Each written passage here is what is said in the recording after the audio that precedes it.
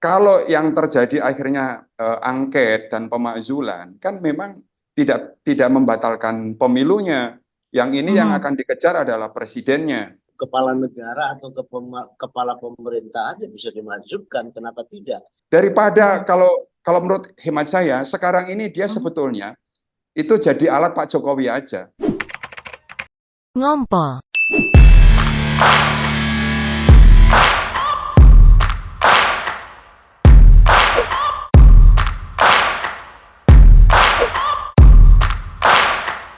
Hai guys, apa kabar lo semua? Balik lagi kita nih di Ngumpul Ngompol. Ngumpul ngomongin politik tentunya. Masih sama gue, Debbie Wage, dan ditemanin oleh politisi kita, Mas Ahmad Raufik. Selamat malam, Mas. Halo, selamat malam. Dan wartawan senior kita, Mas Ruri Alfaruk. Malam, Mas Ruri. Malam Mbak Devi, apa kabar? Apa kabar? Alhamdulillah sehat Malam ini kita walafiat. mau ngomongin apa nih, Mas Ruri? Tanya Mas Rofik itu, kayaknya masalah angket ya, seru banget nih. Masalah Ya, angket kayak seru ya, Mas Raufik. Kita bahas malam ini ya, Mas lagi Raufik ya.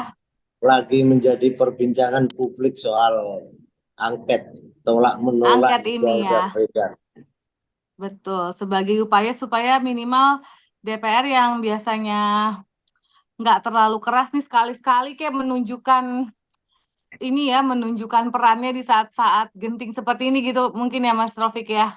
Betul, betul. Ya, Betul ya, mungkin Mas Rudi mungkin bisa dijelasin nih kalau hak angket kan berarti kita eh mungkin kalau seluruh partai 01 dan 03 itu bersatu baru bisa menang ya hak angket ya. Tadi coba diceritain dulu gimana. Biar apa ini? Biar apa kita harus hak angket mungkin? Ya, ya, gini. Hmm. Jadi memang sekarang ini kan luar biasa suasananya ya. Eh, Mm-mm. Penggiringan untuk menuju goalnya hak angket ini luar biasa karena Mm. yang diinisiasi oleh Pak Ganjar sebagai capres dari Paslon 3, yang Mhm. kemudian apa ini didukung juga oleh eh, partai Paslon 1 itu kan Mhm. udah kompak ini untuk bersepakat untuk mengajukan hak angket Oke. terkait dengan apa ini kebijakan-kebijakan dilakukan oleh Presiden Jokowi. Gitu. Mhm. Nah, saya kira ini sangat kuat ya kalau partai-partai yang berkoalisi di Paslon 1 dan ditambah dengan Paslon 3 yang ada PDI dan P3 ini akan kuat Mhm. karena secara jumlah Suara. kursinya itu ya Mhm. secara jumlah suaranya itu ada 314. Sementara Mhm. kalau yang paslon 2 itu Dua. ada 261 ya. Makanya Mhm. pada saat itu Pak Jokowi kan menggoda Pak Surya Paloh karena Nasdem kan punya kursi 59 Mhm. atau ya apa tuh Nasdem kan punya 59 suara ya, ya jadi Mhm. goda bisa join dengan paslon 2 untuk menambah suara agar apa itu angketnya itu nanti bisa gagal karena eh, tidak kuat gitu karena secara suara gitu. Tapi secara persyaratan itu kan cukup dengan 25 yang mengajukan, tapi harus lebih dari satu fraksi, harus paling nggak dua fraksi. Nah, sekarang ini secara persyaratan mah udah memenuhi syarat untuk mengajukan hak angket gitu. Mhm. Tapi begini ya, kalau masalah angket ini biar para pakar hukum yang membahasnya. Tapi paling tidak begini, saya mencoba mengelaborasi belakangan ini mengenai hak angket itu sepertinya memang tidak bisa dibendung. Itu akan terjadi. Tetapi Mhm. eh, sebelumnya itu kan dari paslon 2 itu kan mendorong agar ketidakpuasan dengan pemilu ini diarahkan ke Bawaslu dan ke MK karena memang itulah salurannya. Jalannya. Ya kan? Tapi Ya. dari paslon 3, paslon 1, dan kemudian didukung oleh elemen-elemen di luar itu, akhirnya mengkristal lah bahwa hak angket ini nggak bisa dibendung gitu. Tapi mungkin ya, mungkin ini menurut pengamatan saya, sepertinya paslon 2 ini udah mengantisipasi. Kalau ini memaksa melalui jalur Bawaslu atau KPU itu berbahaya. Makanya sepertinya itu dibiarkan ke angket.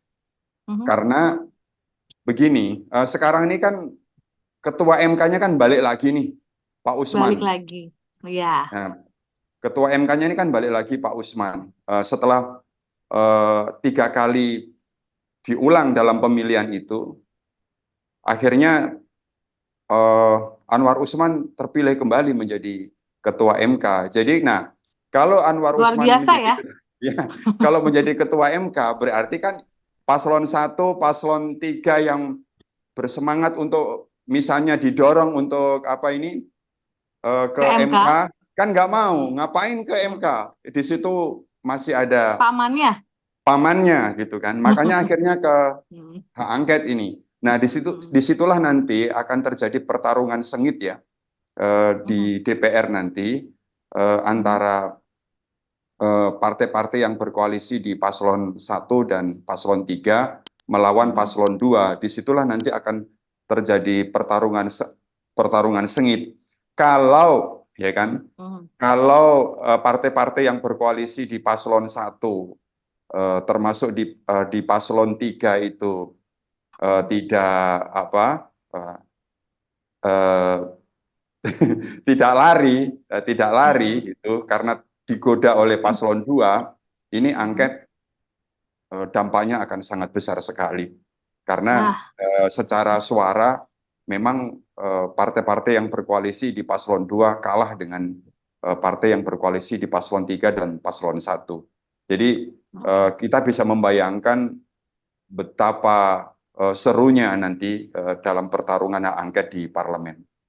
Oke. Kira-kira begitu. Nah, Mas Rofik, ini kalau dampaknya hak angket ini apa bisa sampai mendiskualifikasi paslon nomor 2 ya, Mas Rofik? Ya, jadi hak angket ini adalah hak politik yang diberikan kepada anggota DPR RI untuk melakukan penyelidikan terhadap pelaksanaan undang-undang ataupun kebijakan pemerintah yang terkait dengan kebijakan-kebijakan yang strategis yang itu berdampak luas terhadap masyarakat. Jadi ini tidak ada kaitan dengan mendiskualifikasi pemilu atau pasangan tertentu. Tetapi justru hak angket ini sengaja dilakukan oleh pasangan 01 dan 02 ini dalam rangka menyelidiki atau memeriksa atau melihat sebuah peristiwa yang sudah dilakukan terkait dengan pelaksanaan pemilu. Jika pemerintah ini melakukan kebijakan-kebijakan yang bisa merusak situasi di dalam proses pemilu ini, maka sudah barang tentu ada implikasi terhadap pemerintah maupun presiden. Nah, karena karena ada ketidakpuasan terkait dengan pelaksanaan yang ada pemilu yang ada hari ini, maka lahirlah sebuah keinginan untuk menggelar hak angket. Nah, hak angket ini memang menjadi sangat penting ketika ini dilakukan oleh DPR untuk melihat sebuah peristiwa yang sangat besar terkait dengan demokrasi, terkait dengan pemilu, karena ini akan menjadi pelajaran yang sangat penting bagi pemerintahan yang mendatang agar tidak ada kesewenang-wenangan, agar tidak ada cawe-cawe, agar tidak ada keikutsertaan di dalam pelaksanaan yang memerlukan sebuah netralitas secara dalam konteks yang sesungguhnya. Nah, memang pemilu hari ini kita melihat bahwa pelaksanaannya memang sangat amburadul dan pelaksanaannya juga sangat urakan gitu. Jadi apa yang menjadi bagian dari ide besar bahwa pemilu itu membawa sebuah gagasan, membawa sebuah program itu tidak terjadi. karena ada satu proses yang sangat panjang itu mempengaruhi sebuah hasil. Mempengaruhi sebuah hasil itu yang pada akhirnya tidak lagi ada visi misi, tidak ada lagi komitmen terkait dengan penguatan demokrasi. Yang ada adalah merusak sebuah negara juga seolah-olah tidak mampu berbuat apa-apa, atau penyelenggara juga seolah-olah menutup mata dalam tanda petik ya untuk melihat sebuah rentetan peristiwa menjelang pemilu. Kita bisa melihat secara masif bagaimana intimidasi aparat terhadap aparatur pemerintahan, baik dalam konteks desa maupun kecamatan, dan ini tidak menjadi rahasia lagi. Ini sudah publik juga sudah mengetahui bahwa ada sebuah rentetan peristiwa yang membuat pemilu ini tidak murni lagi. Nah, tentu hak angket ini adalah sebuah hak yang memang kita sebagai rakyat juga penting untuk melihat secara langsung terkait dengan peristiwa yang baru saja terjadi ini, agar tidak ada yang main-main ke depannya. Dan tentu ini dalam pelaksanaannya sangat merugikan masa depan demokrasi yang selama ini sudah tertata dengan baik. Jadi ujungnya pemakzulan Jokowi gitu ya, bukan diskualifikasi paslon 2. Jika memang Ujungnya. jika temuan-temuan itu terjadi dan memang bisa dibuktikan di dalam proses penyelidikan itu, maka kalau melibatkan kepala negara atau kepala pemerintahan ya bisa dimajukan, kenapa tidak? Kalau itu ditemukan fakta-fakta kuat yang mengarah ke sana. Begitu juga kalau misalkan tidak ada fakta-fakta, ya tentu hak angket ini akan menjadi sebuah pelajaran terkait dengan pengusutan sebuah kebenaran terkait dengan proses pelaksanaan pemilu kemarin. Oke, baik. Mas Ruri, berarti ini ujungnya ke pemakzulan Jokowi ya. Bagaimana dengan hasil pemilu yang sudah ada menurut quick count? Ya itu yang sebetulnya, ini kan sebetulnya ada dua agenda besar ya. Yang satu adalah pemakzulan Presiden Jokowi, yang di satu sisi yang lain adalah mengenai soal kita protes mengenai soal pemilu curang gitu. Makanya sekarang ini tadi sepertinya itu seperti yang saya gambarkan tadi, bahwa di MK ini kan Pak Anwar Usman udah kembali. Nah sebetulnya kembalinya Pak Anwar ini untuk memblokir, kira-kira begitu. Ini bayangan saya ini untuk memblokir agar tidak sampai masuk ke MK, karena kalau masuk MK itu pemilu yang dengan data-data yang sudah dipegang oleh paslon 1 dan paslon 3 itu dengan bukti-bukti yang kuat itu, kan mau tidak mau MK kan akan mendiskualifikasi hasil pemilu. Kalau nanti didiskualifikasi, artinya pemilu ini hasilnya ya harus diulang kan, harus diulang. Makanya di sini ini sepertinya saya menduga bahwa kembalinya Anwar Usman ini bukan sekedar hanya keinginan Anwar Usman pribadi yang kepingin memegang kekuasaan, tetapi ada hidden agenda yang dugaan saya adalah memang untuk memblokir agar hasrat paslon 1, paslon 3 yang tidak puas dengan hasil pemilu ini tidak dibawa ke MK, karena harapannya adalah pesimis kalau di situ masih ada pamannya yang memimpin MK, kita membawa persoalan ketidakpuasan pemilu ini, kecurangan pemilu ini ke MK gitu. Jadi ini sebetulnya permainan-permainan yang makin canggih yang dilakukan oleh paslon 2, tapi tadi itu mesti paslon 1, paslon 3 harus membaca ini sebagai sesuatu upaya agar tidak dibawa ke MK. Nah, kalau yang terjadi akhirnya angket dan pemakzulan, kan memang tidak membatalkan pemilunya. Yang ini yang akan dikejar adalah presidennya. Artinya presiden ini yang dia akan dikoreksi bahwa dia yang harus dilengserkan, dan ini memang prosesnya panjang. Kalau sampai nanti proses angket ini sampai Presiden Jokowi masa jabatannya selesai, ya kan artinya selesai. Pasti nanti tinggal pasca lengser, ya tetap akan ada proses Proses hukum gitu ya. proses hukum gitu. Tapi memang ini ya kita perlu jernih dalam melihat kembalinya Anwar Usman memimpin MK dan kemudian semangat untuk angket ini memang kita harus jernih. Jangan sampai kita ini dibodohi lagi oleh strategi-strategi yang dimainkan oleh paslon 2 gitu.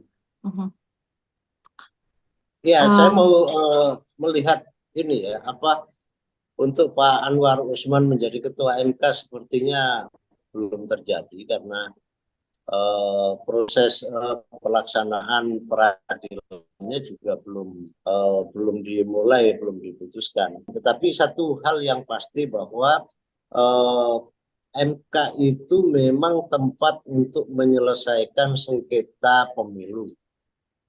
Salah satu di antara tugas dan fungsi MK ada di sana. Nah, MK itu selama ini memang lebih pada mahkamah kalkulator dan segala macam, itu yang menjadi bagian dari titik konsentrasinya. Tetapi karena ini melihat bahwa ada hal yang sangat strategis, tidak hanya sekedar angka-angka.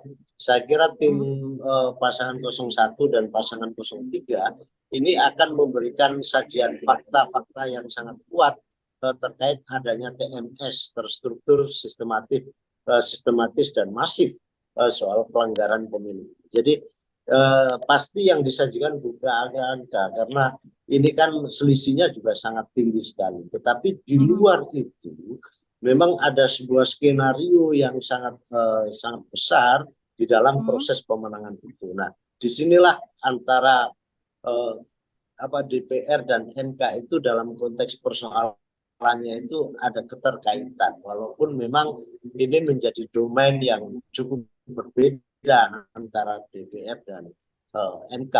Tetapi satu hal yang pasti bahwa pemilu yang akan diputuskan oleh KPU nanti sah atau tidak sebagaimana apa yang diputuskan, maka itu MK akan menguji, dan 0102 ini pasti akan menyajikan sebuah fakta-fakta real yang itu membuat keputusan-keputusan KPU itu bisa terbantahkan ketika misalkan disajikan dengan adanya berbagai macam kecurangan-kecurangan sebelum pemilu.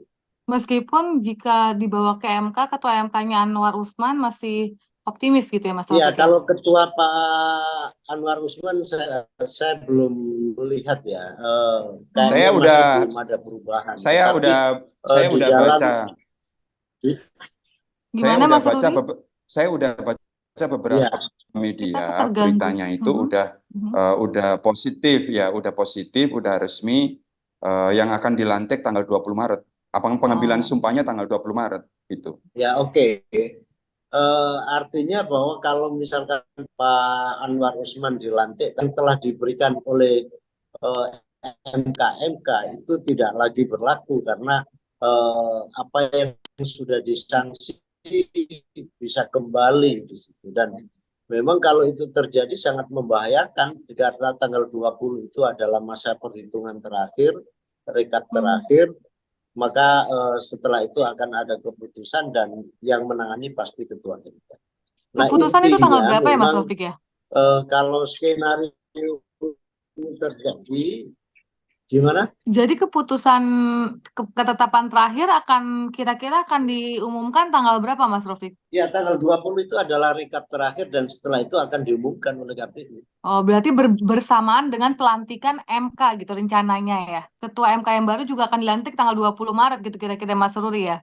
Ya, periode 23 sampai 28. Berarti ini serius sekali ya, skenarionya.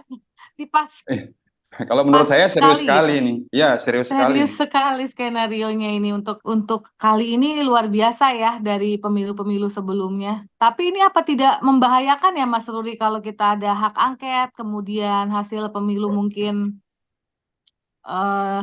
diragukan, terus presiden dimakzulkan. Apa ini dampaknya buat negara kita Mas Ruri? Ya, kalau saya sih ini udah pasti ya, demokrasi Indonesia ini udah tercoreng lah. Karena mau bagaimanapun, mau Presiden Jokowi mau bicara apapun, kemudian koalisi paslon 2 mau bicara apapun, meskipun di situ juga ada ahli hukum tata negaranya atau tokoh-tokoh dari berbagai apa itu ahli yang lain gitu, tetap tidak bisa menghapus, tidak bisa menutupi kebobrokan pemilu yang sekarang ini gitu. Karena ya kita melihat ya reaksi keras tentang pemilu yang sangat amburadul ini kan juga datang dari berbagai pihak. Bayangkan ini ada kelompok jenderal-jenderal yang dipimpin mantan Kasau ya, Pak Marsikal Agus Supriyatna, kemudian ada bekas Kasum Pak Letnan Jenderal Purnawirawan Fachru Rozi, ada Pak Sutioso juga, kemudian kelompok-kelompok para ulama, kemudian para profesor, kemudian tokoh-tokoh yang lain, semua berkelompok sendiri-sendiri dengan menyuarakan aspirasi masing-masing yang aspirasinya itu sama gitu. Ini belum dengan mahasiswa yang sudah bergerak. Jadi ini memang dampaknya luar biasa. Mau diapakan gitu? Ini orang udah tidak punya kepercayaan terhadap hasil pemilu ini gitu. Jadi meskipun nanti hak angket ada pemakzulan terhadap Presiden Jokowi, tapi hasil pemilu tetap jalan. Ya, tetap dalam tanda petik ini ya bahwa 02 tetap menang gitu ya. Ya, 02 tetap menang, tapi kan ya apapun Pak Prabowo kalau nanti disahkan sebagai presiden, dia akan dilihat sebagai tokoh yang double minus.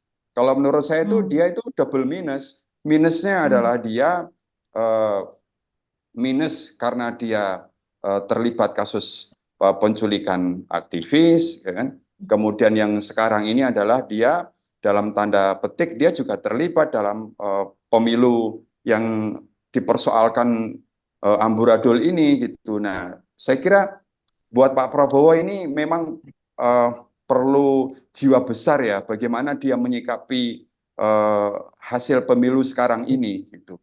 Nah, kalau Pak Prabowo ini sebagai ini pendapat saya aja sebagai anak bangsa, kalau Pak Prabowo ini sebagai prajurit sejati, dia itu harus ingat dengan Sabta Marganya. Itu kan Sabta Marga nomor 3 itu kan, kami kesatria Indonesia bertakwa kepada Tuhan Yang Maha Esa, ya kan, serta membela kepada kejujuran, ya kan, keadilan. Itu kan, nah itu ini kan pemilu bisa dikatakan memang tidak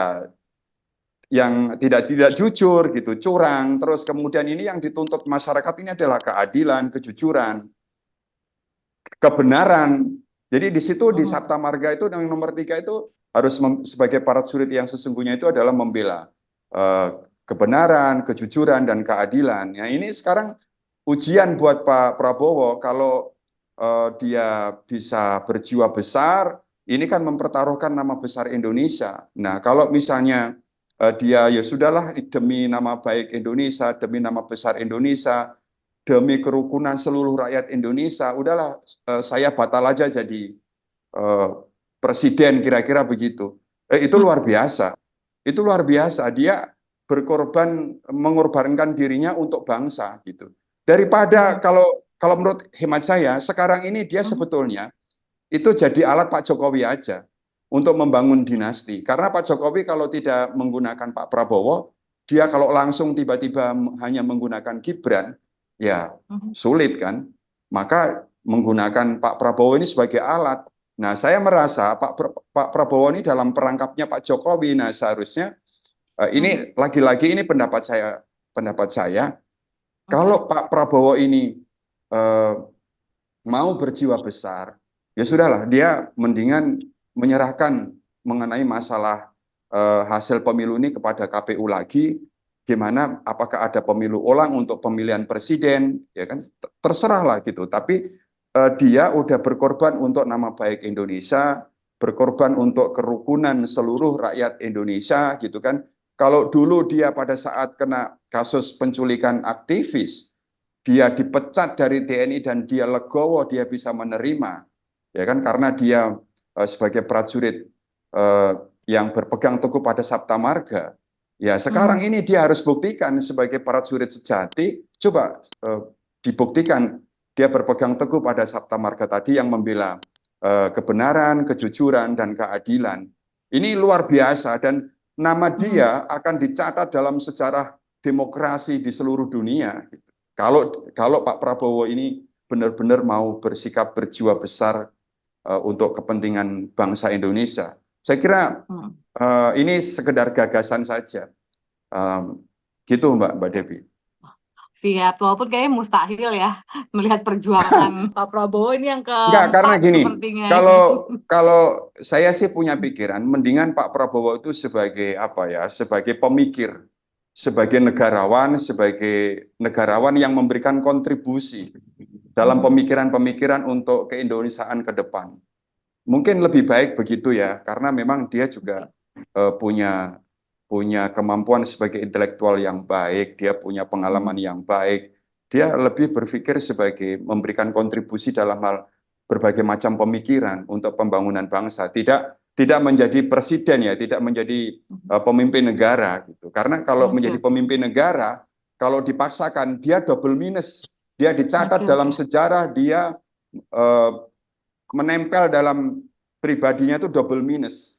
Minus cacat karena terlibat penculikan, yang kedua adalah minus karena dia bagian dari hasil pemilu yang amburadul itu. Meskipun kaula muda banyak yang suka kegemoyannya ya, gemoynya itu.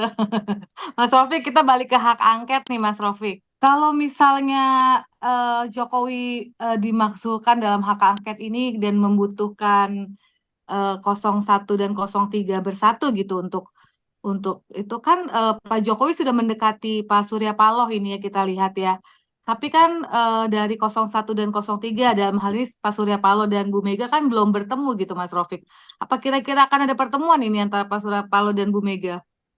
Ya, kalau soal pertemuan itu soal teknis ya, itu bisa dikemas dalam bentuk apapun. Tapi yang pasti sikap dari 01 sama 02 yang didukung oleh partai-partai yang ada itu sudah bulat, sudah final bahwa mereka akan melakukan hak angket. Memang ada beberapa pendapat yang dari partai pendukung 02 misalkan termasuk dari Partai Demokrat yang menyatakan ya yang dibutuhkan sekarang bukan hak angket, tapi yang dibutuhkan hari ini adalah rekonsiliasi. Ya itu pendapatnya sah-sah saja sebagai partai politik.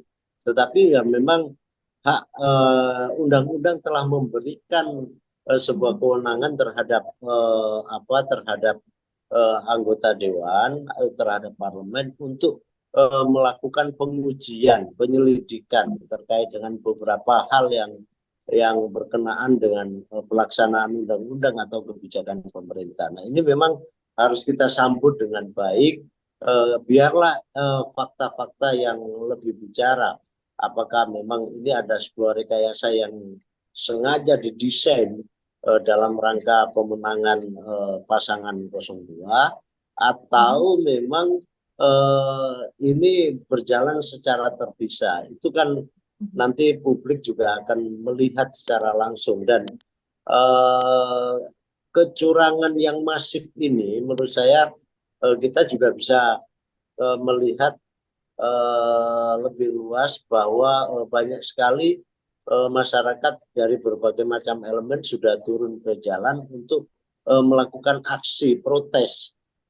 Kalau ini tidak dimanage dengan baik atau tidak ada penjelasan yang clear dan penyelenggara juga tidak bisa membuktikan terkait pemilu yang jurdil, maka ini akan mengeskalasi dan ini akan berbahaya ke depan untuk bicara terkait dengan stabilitas bangsa dan negara. Nah tentu kita akan diuji oleh waktu dan kita juga akan melihat bagaimana MK nanti berperan secara aktif untuk menunjukkan kepada publik bahwa mereka menjadi pengadil yang adil. Pengadil yang Oke. adil itu ya dengan keputusan-keputusan yang sesuai dengan fakta-fakta hukum. Jangan sampai membuat keputusan yang membuat masyarakat semakin beringas, dan itu tentu akan merugikan kita semua. Oke. Oke, guys. Makasih banyak Mas Rofik, Mas Ruri. Masih Iya. Terima kasih. Oke, guys, gimana menurut kalian, guys? Soal hak angket ini apakah akan betul-betul terjadi? Apakah 01 dan 03 akan solid? Apa ada yang tergoda ke 02? Gimana menurut kalian? Komen ke sini ya, guys. Dan mudah-mudahan lah kita sekali lagi berdoa supaya ya negara kita tetap berjalan dengan baik gitu ya, guys ya. Apapun hasilnya nanti ya kita berdoa mudah-mudahan ya negara kita tetap berjalan dengan baik, ekonomi politik kita makin maju. Ya guys, jangan lupa komen-komen ya guys. Makasih banyak semuanya. Selamat malam. Sampai ketemu lagi. Bye guys. Ya.